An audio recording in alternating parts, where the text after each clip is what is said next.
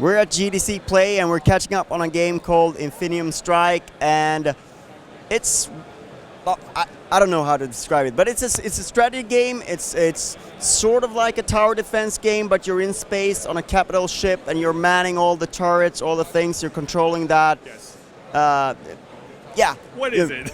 Yeah, it is a really kind of unusual type of game. Simply speaking, you're trying to defend this massive ship. How do you do that? You have multiple weapon systems, one of which is a turret system. The enemies are coming at you from 4 different directions. You decide how to deal with these enemies on each of the cardinal directions. And you have 3 different weapon systems at your disposal. Again, the turrets, you have an entire fleet system, so you send out your own ships, kind of like, you know, Vipers and Battlestar Galactica type of thing. And you also have a super tech system where you send out special satellites or special explosive devices to kind of give you more time to survive. I'm a big fan of the tower defense genre, but I feel you're adding a few more layers than what would normally be there. It's not just placing the towers and upgrading them. It's a little bit more active, if you will. Yeah, so there's a number of things that you're trying to do as far as objectives, right?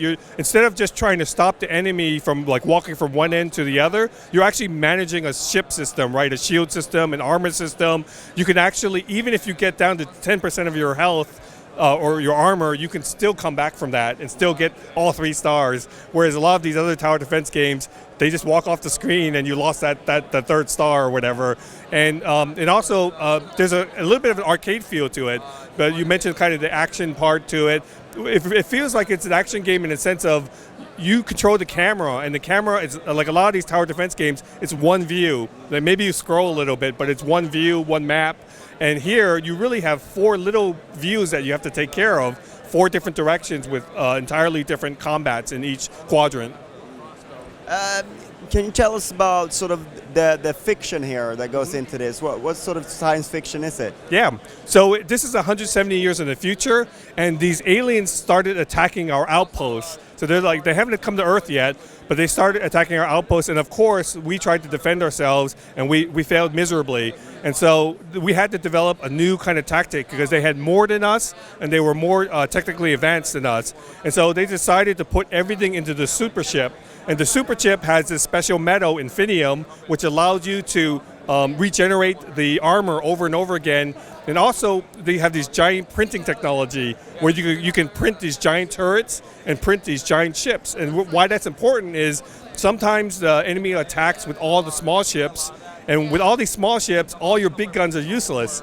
And you need the rapid-fire laser turrets to deal with the small ships. And sometimes the other happens. You only have these big aliens attacking you. And so we kept on losing our battles because we didn't have the right kind of ships or the right kind of armor defenses to survive.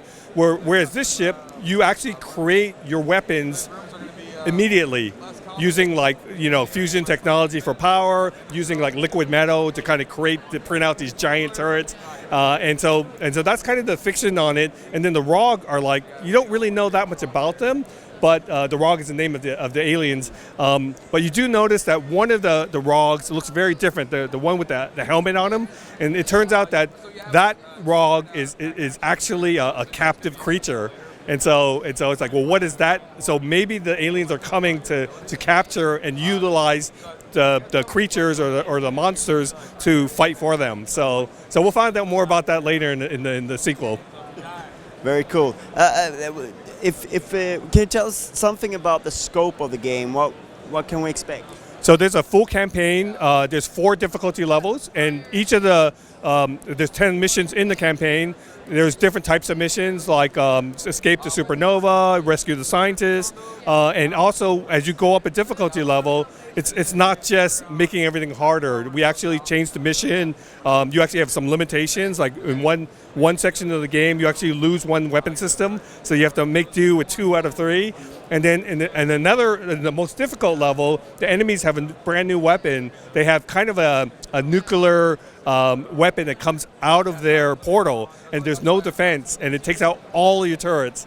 So your only defense is a cell to get some Infinium back to try to survive. So that's at the advanced levels. And so There's dozens and dozens of hours of gameplay in this because we tested it with people, and it takes a while to figure out all the tactics for all these different missions. Where are you at in development, and when's it coming out, and what platforms? We're almost done. It's coming out in 4 to 6 months. It's already approved on Steam. It's already approved on Xbox One. We may have a future announcement on other platforms. Thank you so much for your time. Thank you.